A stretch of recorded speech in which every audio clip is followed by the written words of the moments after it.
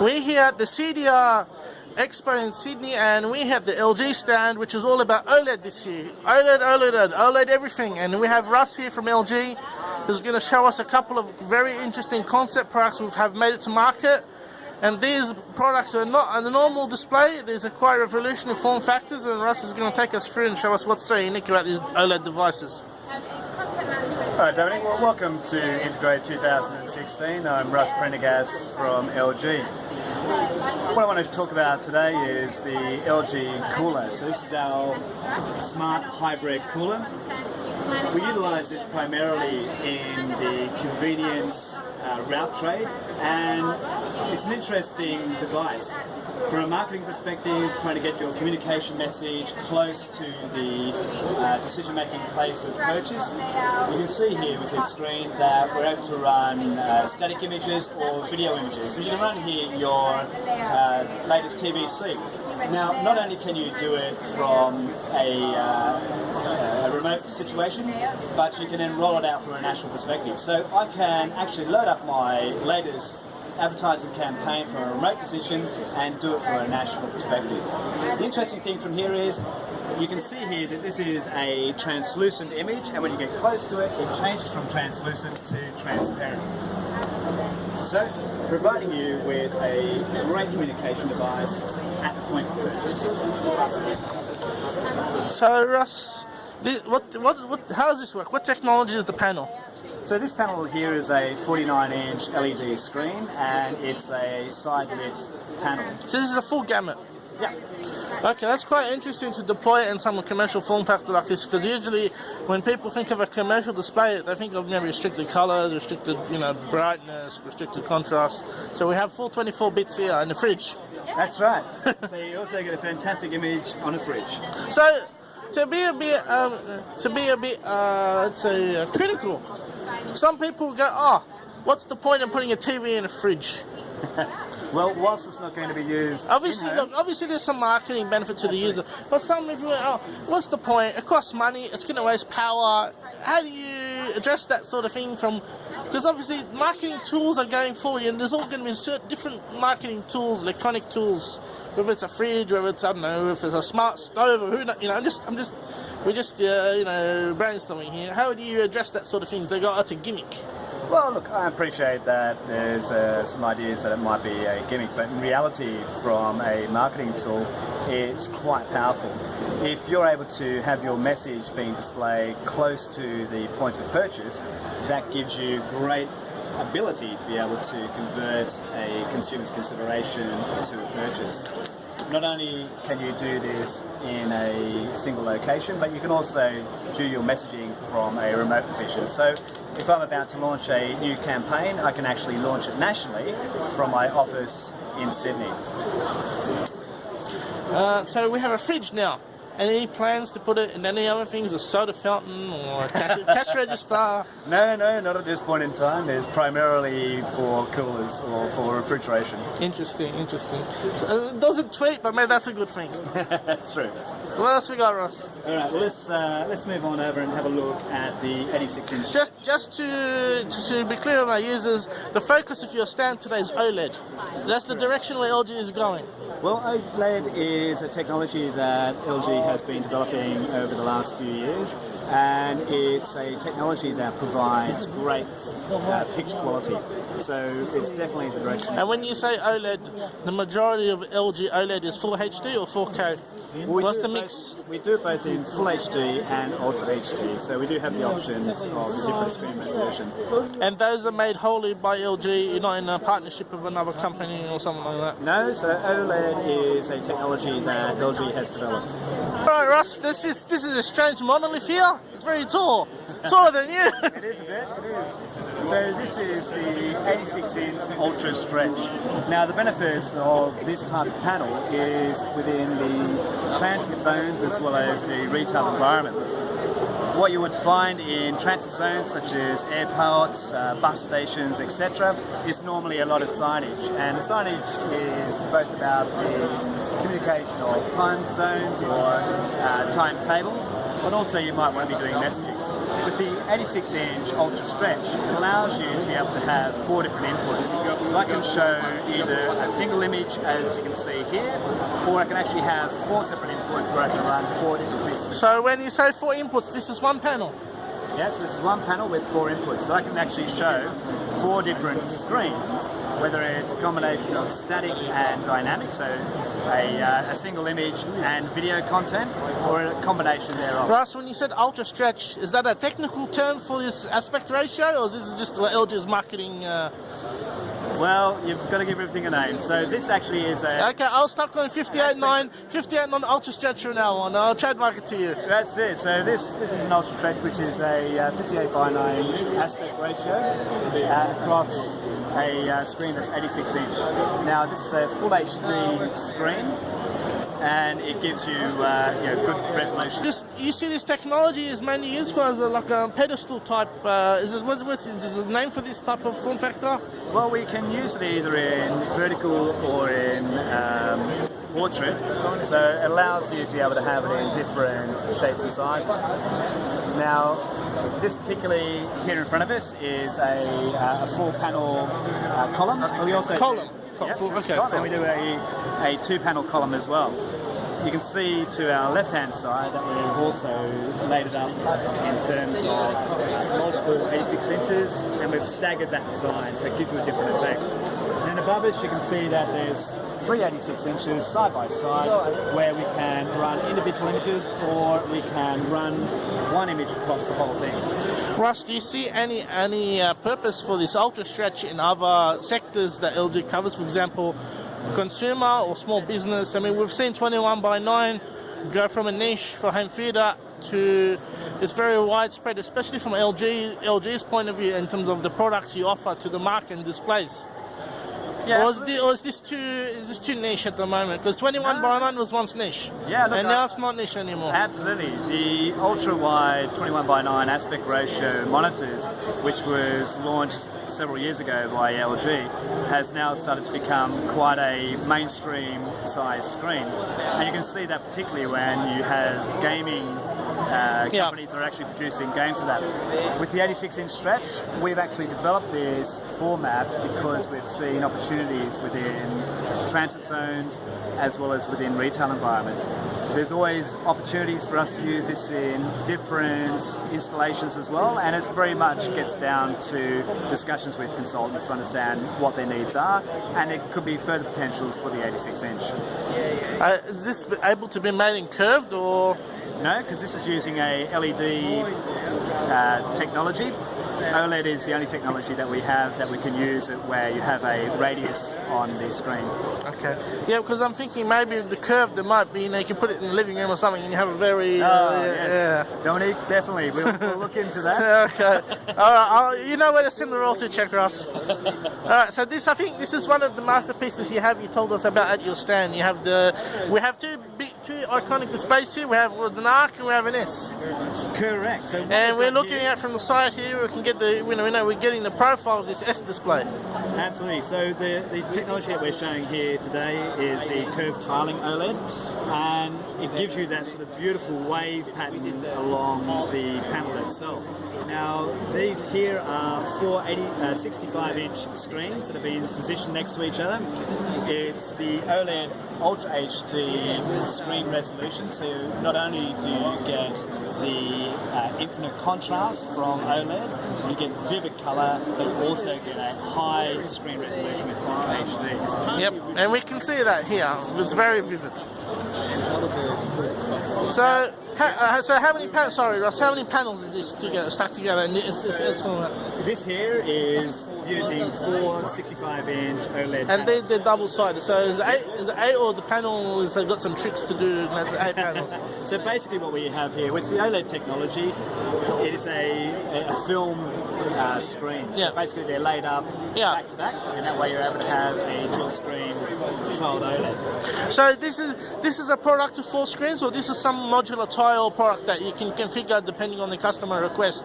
It is very much about discussions with the customer and their needs and the way in which we can create this OLED technology. So what we're presenting today is just different shapes and forms. Because there's just a proof of concept. So Correct. you have some shopping centre, they go, oh, I want these curved OLEDs, and you work with them. Maybe you can do 20 in some pyramid or some. Absolutely. Well, we have a technical team in our global department in Korea, and they work with our customers locally to be able to develop up their concepts. So this product shipping? This product available now on shipping? Absolutely, Dominic. If you would like to place an order, I'm more than happy to fill it for you. Yeah, get me a bigger room and then I'll pass them on immediately. So I understand we've got a pretty, this is a pretty important product for you to show here at the show. This an ARC display. Absolutely. So maybe I'll call it a holodeck. Well, absolutely, Dominic. Once again, more than happy to help you bring that concept to life. What you're seeing here is the 55-inch OLED panels, and these can actually be shaped up to a 2-meter radius, which then can form different shapes. So this one here, you can see it's almost a wave pattern. When you mean 2 meter, you mean per panel or the whole assembly? So when you're talking about the panel itself can be created in an arc of 2-meter radius. Okay. And so, as I understand, this is a world exclusive, is it? On display so here. This display here is the first time that it's been exhibited globally. So, is this the same technology as the S panel we just looked at here? Absolutely. So we're using OLED technology in these panels. The one here, when we're looking at the tiling, is Ultra HD. This one here is Full HD technology. Okay. So different resolution. Yeah. So apart from the resolution, basically similar concept, similar technology. Just this one you've represented in an ARC, and this one in the S. Correct. That's right. So what we're there's not some major technical differentiator between these types of products. No, that's right. So basically what we're showing here is how you can form up OLED in different forms. And so you've brought this here as the world example, in the world first example. Is this actual, this figure? Is this something you wish to market, or this is just okay? We need to figure out a nice display for the exhibition. You've come up with this. What we're trying to show here is that you can shape up OLED in different forms, and therefore we've created it for exhibitions so customers can come along and envisage how they can bring to life their concepts. So I guess you can put 2 of those, you can make arch or something. Yeah, full on arch. You can walk under it. There's no reason why you couldn't. Okay. So I think we've got a couple of minor things left, and this intrigued me quite a bit. These things here, I keep bumping my head into them. What are these, Russ? So one of these are a dual-sided OLED screen. So you have an OLED screen on one side and an OLED screen on the other. Now the beauty of these is that you can actually put them on a plinth, as you can see here. You can hang them from the ceiling, or around the side you can see that we've actually mounted it to the side of a wall. So it gives you variations in your installation. So Back to the Future 2 is here finally. 1 year late. We have the view screen. That's right. That's it. So this is an OLED technology, so full HD. This is OLED full HD as well. What was these panels are hanged everywhere here. We're bumping into them. They're on the walls. They're on the plinths. What will these weigh each? About how many kilos? These are actually relatively light, and the specification in terms of weight is around the 9 kilograms. That's including the stand or just the display? So the stand itself is different, but the actual screen itself is around 9 kilos. That's a bit heavier than we expect. Really? Yeah. Oh wow. Okay. Well, the other screens I'm about to show you are much lighter. So these are how can we beat something like this? Alright, so if you look at the traditional installation of screens, if you're using a standard LED screen, which is roughly around about 80 millimeters thick, and they tend to weigh anywhere between 20 to... There must be an old TV if it's doing this. So basically what you're looking there is not only are you talking about the screen, but actually the depth of the technology behind the stand. Correct. That's, so the hardware behind the screen gets up to around about 80 millimeters. Yeah. And you're talking somewhere between, anywhere between 20 to 30 kilograms. Yep, exactly. What you can do with this is that you have the panel being separated from the hardware by a ribbon cable. Okay. So the flexibility there is you can actually hang these where they're relatively lightweight, and then the hardware can be stored either in the plinth, in the ceiling, or in the wall. Some of that technology comes over from the consumer side of things, because some TVs use a separate media box versus having all the the scalar and the decoders all integrated into the panel. I mean, that's used on some consumer products. So is this again? Is any crossover with the consumer side? Well, LG obviously is developing up these products for commercial, and there's no reason why sometime in the future, if the market demands it, you can see them in the home. Okay, so you promised us something a bit more awesome than this bloody practically a floating TV. That's right. So let's see. All right, well, let's go over and have a look at what we've called the OLED wallpaper. All right. So this technology lends itself nicely for various installations. And what you're seeing here is a single-sided OLED wallpaper where we've mounted it onto the wall. It's a very simple installation in instances where it's not possible to be able to do a recess.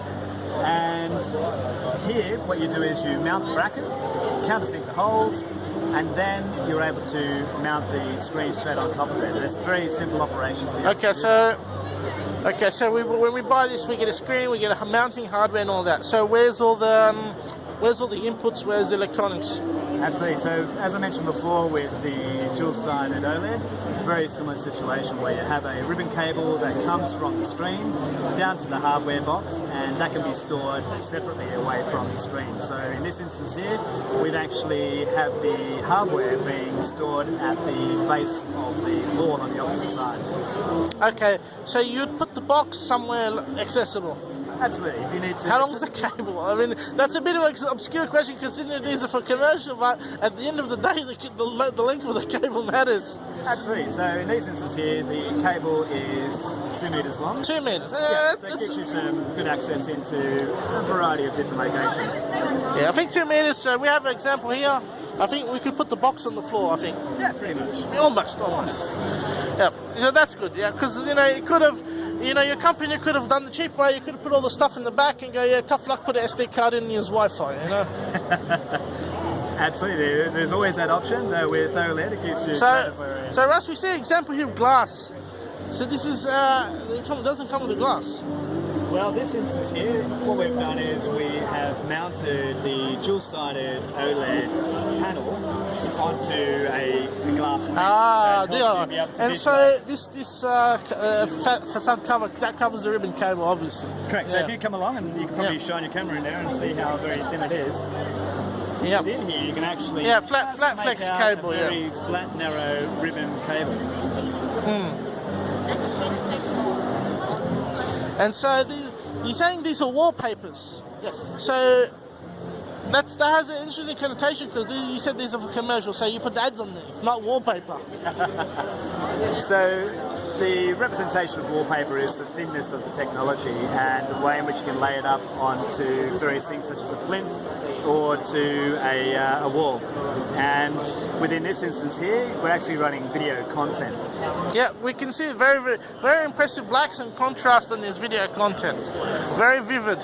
We've got a couple of different videos displayed on the wallpapers and display. I think only one of them I wasn't pretty happy with, and the rest are pretty much spot on. So Russ, you've shown us a couple of examples of what's the cutting edge of a commercial design for displays. What would you say the next big thing is? We've had the second iteration of a smart fridge you've shown us. So what's next? I mean, wallpaper's quite impressive. A fridge is quite impressive. You can give us some vague idea of what we should consider, where things go? Well, Dominic, when you come to Integrate 2017 down in Melbourne, I'm more than happy to take you through our next installation of innovation. That quickly? That's it. Well, you heard that, folks. That says something very interesting. If the company is willing to innovate within a year, so watch this space, and I hope a lot of these filters down to some of the more affordable and more practical for consumer and small business sectors, because a lot of our users are interested in Ultra HD technology and HDR and all these upcoming form factors and color spaces, and coming from your company and coming from other companies. So thank you, Russ, for giving us a tour today. Thank you very much, Don.